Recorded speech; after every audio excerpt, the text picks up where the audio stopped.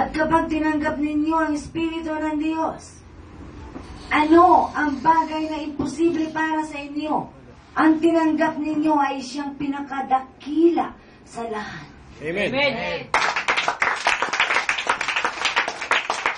Kaya magagawa ng tao ang lahat ng bagay kapag kasama niya ang Diyos.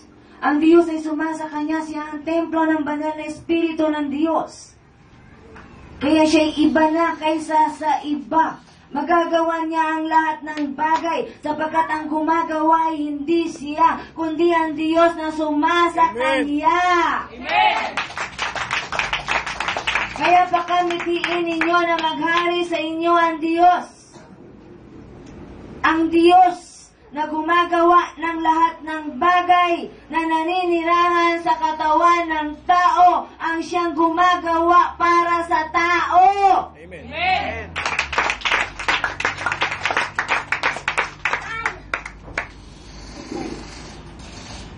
At yan ang natutunan ng abang lingkod ng Diyos na ito. Isang babae na kanyang masumpungan ang kadakilaan ng Diyos ay hindi na niya pinakawalan sapagkat isang himala na ang kanyang anak na 5 araw nang nilalagnat ay gumaling sa pangalan ni Jesus. Amen. Kaya ang babae ito na ngayon ay nakatayo sa harapan ninyo at ipinagsisigawan na si Jesus nga ang tunay na Diyos na mula sa Ama na nagkatawang tao. Sa lamang ang kadahilanan, ang tunay na kadahilanan kung bakit ang babae ay wala nang kinatatakutan sapagkat tinanggap niya ang pangako ng Diyos na anak, sasamahan kita kahit saan ka pumunta. Amen. Hindi kita iiwan, hindi kita pababayaan. Mga magulang na narito, hindi ba't ganyan ang sinasabi ninyo? Gagawin ko ang lahat para sa inyo na mga anak ko. Ibubuwis ko ang buhay ko para sa inyo. Sapagkat mahal nyo ang mga anak nyo, ano pa kaya ang Diyos na siyang lumikha sa inyo, ang hindi mangako ng lahat ng bagay? Subalit, kayong mga nilikha ng Diyos, tinanggap nyo ba ang pangako ng Diyos? Matatanggap lang ng tao ang pangako ng Diyos kung ikaw tao ay susunod sa iniuutos ng Diyos. Amen. Ang pangako ng Diyos ay para lamang sa mga anak ng Diyos at hindi sa mga anak ng Diablo. Makinig kayo. Hindi matanggap ng mga tagasanlibutan ang salita ng Diyos sapagkat sila ay inaalihan pa ng masamang espiritu. Sapagkat ang mga taong gumagawa ng hindi ayon sa kalooban ng Diyos, ang Panginoon niyan ay si Satanas. Makinig kayo. Sapagkat ayon din sa salita ng Diyos, hindi lahat ng tumatawag ng Panginoon, Panginoon ay makapapasok sa langit, kundi yaw lamang gumagawa ng kalooban ng Ama sa langit. Amen. Kaya wag kayong magpapaloko kay Satanas. Mahal mo ang pamilya mo, gusto mong bigyan ng magandang buhay, subalit ano ang ginagawa mo? Ang iyong ipinangbubuhay sa pamilya mo ay galing sa masama. Ikaw ba ay matatawag na anak ng Diyos? Ang mga anak ng Diyos ay yun lamang nagtitiwala sa Diyos. Amen. At malalaman mo kung may tiwala ka sa Diyos. Gagawa ka ng ayon sa sinasabi ng Diyos. Kahit mahirap, di ka susuway.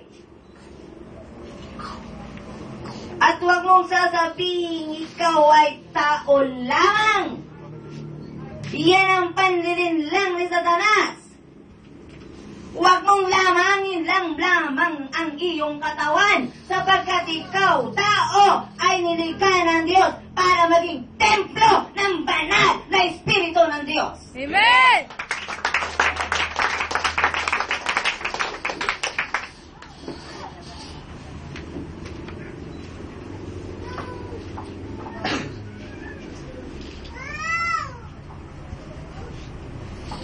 At nalulungkot ang Diyos kapag sinasabi ninyo ang kanyang salita. Bakit? Di nyo ba alam na si Jesus ay namatay sa krus para sa inyo? Amen! At hindi biro yan. Gumising kayo. Hindi biro ang pagpasa ni Jesus sa krus bago siya mapako sa krus. Ganyan kayo kahalaga sa Diyos. Amen! Kaya ikaw tao ay mahalaga sa Diyos. Kaya wag mong papanatiling sabing tao ka lamang. Pinakamahalaga ka sa Diyos. Nanilikha ng Diyos. Amen!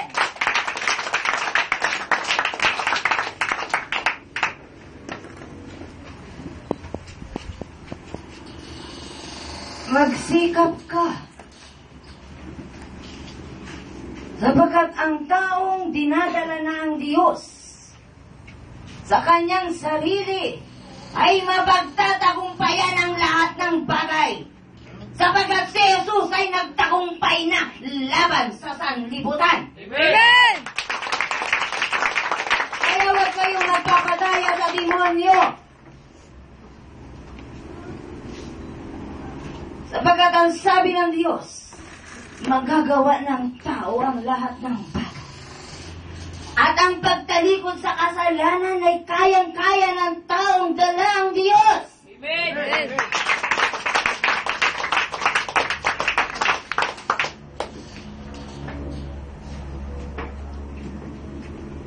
Kinig kayo.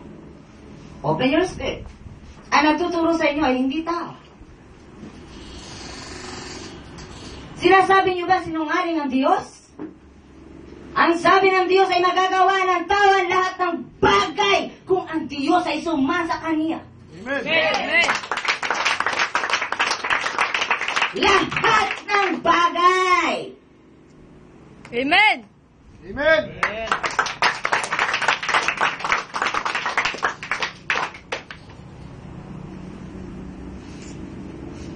At kasama dyan ang pagtalikod sa kasalanan. Pagtalikod sa kasalanan! Sapagkat ang taong nakipag-isa na kay Kristo ay isa ng bagong nilalang. Wala na ang dating pagkatao. Siya ay bago na. Amen!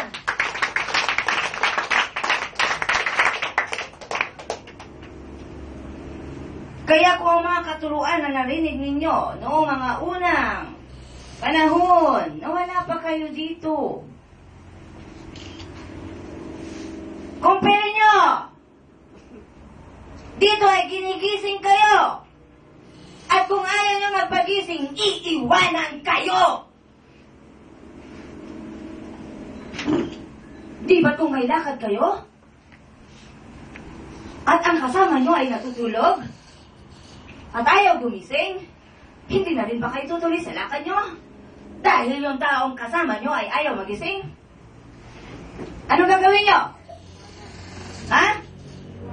Iwanan! Amen!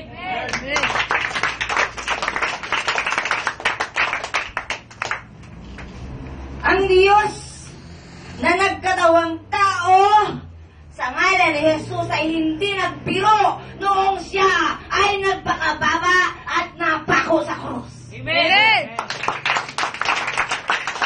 At ang pangako ng Espiritu Santo na babalik. Pakakala nyo hindi pa nagbabalik.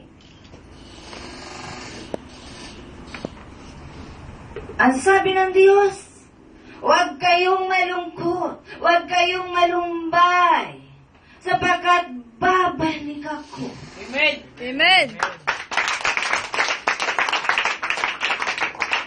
At ang Espiritu ng Diyos ang siyang magtuturo magturo sa inyo. Amen. Open your spirit.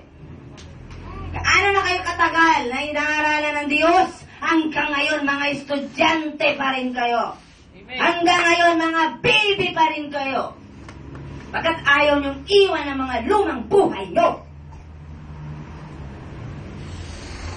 Kung alam ninyo na ang Diyos ang pinupuntahan nyo, maluwag ang loob nyo na pumunta at hindi napipilitan lamang. Amen. Ang pupuntahan nyo, ang pinakalakila sa lahat, ang pinakamahalaga sa lahat, yan ang buhay ninyo. Amen.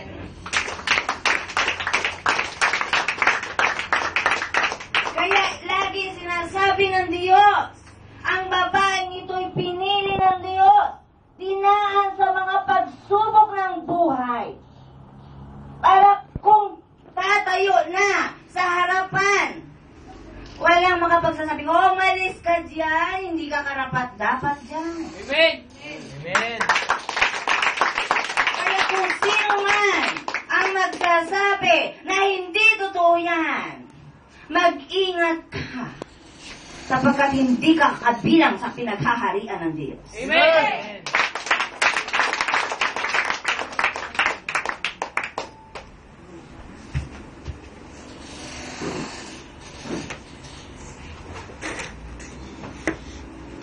Kung ikaw ay kabilang dito sa pinaghaharian ng Diyos, dapat alam mo na ang mga pinag-uusapan dito ay salita ng Diyos. Amen. Amen. At dapat matatanggap mo yan. Sapagkat ang salita ng Diyos ay Diyos. Kung kilala mo ang Diyos, tatanggapin mo ang salita ng Diyos. Pero dahil hindi mo kilala ang Diyos, hindi mo matatanggap ang salita ng Diyos. Amen. Amen.